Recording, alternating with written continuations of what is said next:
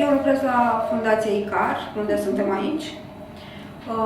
Este o organizație veche, înființată din 1992. Fundația este, cum să spun, este de fapt un centru medical de reabilitare dedicată inițial victimelor torturii foști deținuți politici români care au suferit traume severe în închisorile comuniste. Iar începând din anul 2001-2002 și-a extins, cum să zic, aria beneficiarilor și către refugiați, imigranți, solicitanți de azil, deci oameni care au suferit și ei torturi sau rele tratamente în țările de origine. Lucrez din anul 2007, fac consiliere psihologică cu ei, dar această consiliere psihologică cuprinde și consiliere, un pic de consiliere juridică și un pic de consiliere socială. Mai fac de asemenea evaluare psihologică pentru oamenii care sunt afectați de traumele pe care le-au suferit. Aceste evaluări le transpun în niște rapoarte de evaluare psihologică pe care ei le folosesc fie în instanță, în cadrul procedurii de azil, fie la la Inspectoratul General pentru Imigrări, tot în cadrul procedurii de azil. Și cum ajung refugiații sau migranții forțați la tine? Ajung individual? Sunt trimiși de alte instituții? Și una și alta, și mai este și o a treia variantă, când noi ne ducem către ei și de fapt asta este cea mai frecventă situație.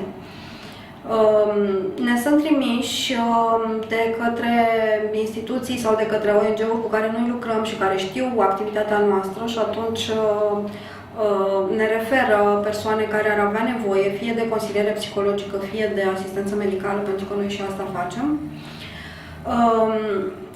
Avocații ne mai trimit pentru evaluări persoane.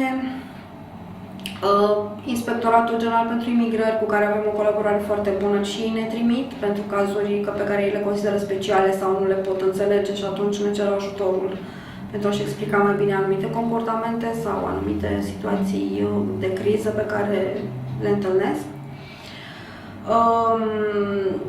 Noi acum, de fapt, derulăm un proiect cu finanțare europeană tocmai pe consilierea, pe asistența psihologică și medicală a solicitanților de azil, deci ca principal grup, ăsta este acum cel cu care lucrăm cel mai mult. Iar în cadrul acestui proiect noi avem un birou în toate centrele de fapt de cazare pentru solicitanți de azil din țară, care sunt în număr de 6, inclusiv în București, este cel mai mare. Iar acolo, în orele în care avem activitate acolo, practic noi mergem pe la ei, vorbim cu oamenii, le spunem ce facem noi, îi invităm să vină să-i consiliem în diferite probleme care sunt foarte importante pentru ei. Și în felul ăsta intrăm în contact cu ei, în felul ăsta vin ei să ne ceară ajutorul dacă înțeleg care este rolul nostru acolo. Ce mai facem noi și am uitat să-ți spun și este foarte important, facem un fel de pregătire psihologică pentru interviul de la imigrări, deci interviul de stabilire a acordării sau nu a unei forme de protecție internațională. Este, de fapt, lucru care este cel mai important pentru ei în momentele alea și nu poți face consiliere psihologică de altfel, nu știu, pentru traume sau pentru depresie sau pentru anxietăți, când toate gândurile și toate preocupările lor se învârtesc în jurul subiectului, ni se acordă sau nu protecție. Avem într-adevăr niște pași pe care îi urmărim, dar abordarea noastră este foarte flexibilă. Pentru că și situațiile sunt foarte diferite, nu putem avea o metodologie din asta foarte strictă. Primul lucru este discuția asta referitoare la procedura de azil, ce se întâmplă în continuare, pentru că de multe ori ei nu știu ce li se întâmplă, care sunt pașii pe care urmează să-i parcurgă, cum decurge procedura, la ce să se aștepte.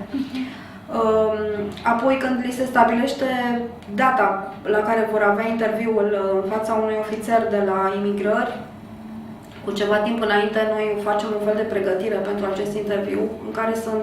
Deci voi faceți și activitate de informare și de pregătire. Da, și de informare și de pregătire.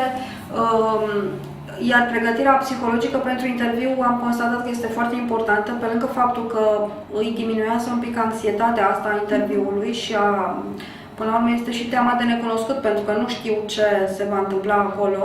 În momentul în care ei obțin o formă de protecție, în mod teoretic ies din asistența noastră, dar mai facem și voluntariat și îi asistăm în continuare pe cei care au nevoie și care ne cer ajutorul. Cea mai mare provocare este cea a comunicării. Este o foarte mare lipsă de interpreți, de traducători care să ne ajute și este o mare lipsă de fonduri, deci noi nu avem bani suficienți ca să plătim acești interpreți, pentru că ei fac o muncă de multe ori foarte grea, care trebuie plătită. Odată este foarte greu să găsim interpreții și al doilea este greu să-i și plătim. Pe de altă parte, interpreții nu sunt specializați pentru o astfel de activitate.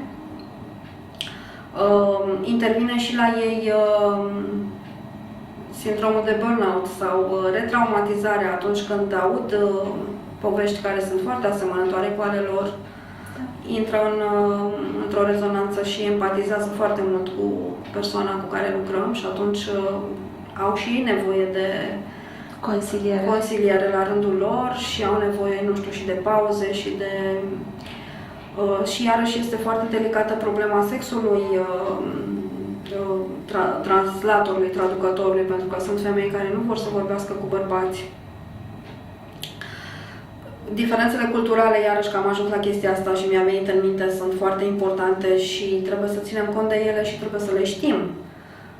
Sunt femei care, cel puțin din culturile musulmane, care foarte tradiționaliste, care nu este agreat social ca această femeie să vorbească direct cu un străin, fie bărbat, fie femeie, și atunci soțul trebuie să fie lângă ea și practic toată conversația se face prin intermediul soțului. Am folosit de multe ori 2 interpreți, pentru că unul traducea, de exemplu, din curdă în arabă și apoi din arabă în română. Sunt dificultăți în faptul că instituțiile cu care noi avem legătură, în special cu Casa de Asigurări de Sănătate, cu spitale, policlinici, direcții de asistență socială, nu cunosc foarte bine situația oamenilor răstorați sau nu cunosc foarte bine legislația, pentru că legea avem foarte bune, chiar le sunt acordate foarte multe drepturi. Sunt dificultăți la nivel instituțional, pentru că sunt instituții care nu cunosc legislația în domeniul azilului, în principal, și a drepturilor pe care acești oameni le au, pornind chiar de la documentul lor de identitate, pentru că ei au un document de identitate eliberat de Inspectoratul General pentru Imigrări, care arată foarte ciudat, hai să zicem, pentru unele dintre autorități care nu cunosc acest tip de document. El nu este luat în considerare ca și document de identitate, li se cer oamenilor pentru diverse operațiuni pașaport sau certificat de naștere, de exemplu, deși ei au plecat de acasă și nu au absolut niciun act. Iar pașaportul oricum este, dacă este oprit la Inspectoratul pentru Imigrări. Deci, pornind de la necunoașterea acestui tip de document și a ce presupune el, nici pe piața muncii, adică dacă vor să se angajeze, deși ei au dreptul ca solicitanți de azil să lucreze după 3 luni de la venirea în România, au acest drept, nu li se întocmește sau nu li se poate întocmi un contract de muncă legal din pricina acestui document, care totdeauna avem motivația că el nu este un document de identitate, pentru că se bazează pe identitatea declarată și nu pe un act oficial. și pe de altă parte și pentru durata mică a vizei pe care o au în România, pentru că pe fața documentului e poza cu datele de identificare, iar pe spatele documentului se pun vize de ședere. Cam o lună ar fi viza cea mai lungă, bineînțeles că ea se reînnoiește de la lună la lună sau, mă rog, pe 2 săptămâni, dacă au interviu, să zicem, peste 2 săptămâni li se dă viză până la data interviului și atunci gândește-te că e foarte greu să faci un contract de muncă pe o lună, pentru că nu poți face pe mai mult din moment ce atâta este viza, are dreptul de ședere legal în România la momentul întocmirii contractului. Deci sunt multe probleme de felul ăsta și cu medicii de familie sau care trebuie să înscrie persoane pe listele lor și cu vaccinările la copii și cu mersul la grădiniță și deschiderea și, cum să zic, compasiunea pe care o ai pentru acești oameni, empatia pe care poți să le arăți. După cum ți-am mai zis și mai devreme, multă vreme am crezut că nu fac destul sau că nu fac mare lucru, pentru că tot căutam tehnici sau metode sau ceva. Da? Deci instrumente, hai să le zicem instrumente pe care să le folosesc în lucru cu acești oameni. Și de ceva vreme mi-am dat seama că de fapt nu trebuie să faci nimic, trebuie doar să fii acolo pentru ei și să-i, așa cum ai zis și tu, să-i însoțești. Deci practic să vadă că este cineva care are cumva suficient de mult timp și dorință de a-i asculta, de a-i înțelege. Deci practic doar să stai și să-i asculți este suficient. Pentru că în felul ăsta le oferi respect, le asculți povestea. Respect, recunoaștere. Exact. Da, deci simplu fapt că recunoști suferința prin care ei au trecut și le validezi într-un fel, îi ajută foarte mult. Și